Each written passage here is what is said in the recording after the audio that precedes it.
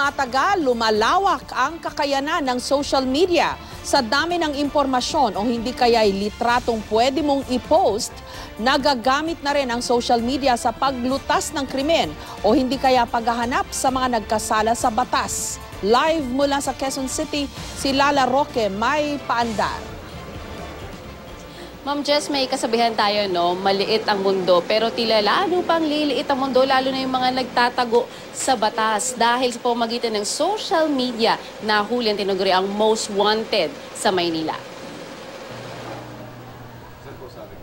8 taong nagtago ang #1 most wanted ng MPD o Manila Police District na si Jonathan Basay alias Dodong. May patong na siya sa ulo na 200,000 piso dahil sa mga kaso ng pagpatay noong 2007 at 2008. Pero dahil sa litratong ipinost ng kaibigan nito sa Facebook, naisumbong ang kanyang kinaroroonan at sa wakas natunto ng pulisya. Nahuli si Dodong sa Baguio. Nagtatrabaho daw doon ang suspect bilang pintor sa mga construction project. Pauwi na raw sana ito nang mahuli sa isang terminal ng jeep. Meron pong makakapagturo sa kanila.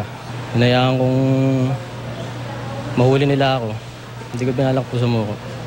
Hindi na talagang maikakaila ang malaking papel ng social media sa lipunan ngayon. Marami na ring nahuhuli at napaparusahan dahil sa mga pinupost sa social media. Ito na rin daw ang ginagamit sa ibang bansa. Worldwide, they consider social media now as the new tool, no, for crime solving.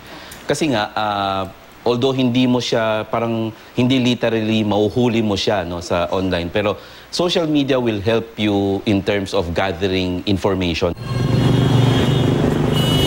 Napakadali na talagang mag-post ng anuman sa social media, kaya naman napakadali ring magpakalat ng anumang impormasyon. Pero paalala ng IT expert, maging maingat sa pagbibigay ng anumang impormasyon, lalo na kung masela ng inyong ibibigay na detalye.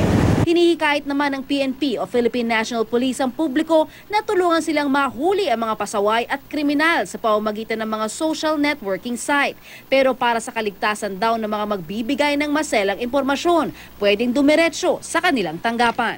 Kung merong mga sa social media, Facebook, nakikita natin yung mismong tao at mapapa-identify natin doon sa victim, then it would be easy for the investigators. Pwede naman silang magpadala sa amin dito. Meron kami dito anti-cybercrime group. Pero yan sa mga hit and run. Inaano na i-share namin. Sinishare naman namin. okay. Pag nakita namin makakatulong, sige lang. Depende po. Bakit? Medyo ano rin po kasi mag-post sa Facebook eh. Pag lalo na kapag mga sensitive o kaya privacy. Ma'am Jess, tila mapabata o matanda, bahagi talaga ng kanilang buhay ang social media. Pero nasa atin na lang kung paano natin ito gagamitin, kung para sa mabuti o masama. Kaya ang ating paalala, hindi tayo magsasawa. Think before you click. Ma'am Jess? Alam mo, yun ang mahirap din dito, no? Merong advantage, pero pwede rin kasi itong abusuhin. Yun tama yung sinabi nung isang na interview mo sa kalsada, no? Kasi pwede ka mag-post ngayon ng kahit na ano-ano sa social media.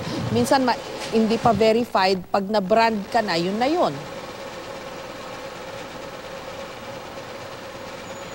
Pasensya na, Ma'am Jess, medyo nag-choppy yung linya natin. Pero pwede ho bang pakiulit yung tanong nila, Ma'am Jess? Yes, may advantage pero meron ding possibility na maabuso itong ganitong nangyayari through social media ngayon. Tama yung sinabi nung isang na-interview mo, no? Sabi niya, mahirap kasi pag nag-post ka na sa Facebook, lalo't pwede ka mag-post ng maraming litrato, tapos hindi naman verified. In the meantime, yung na-post doon, pwede nang na-brand na siya dahil lang doon.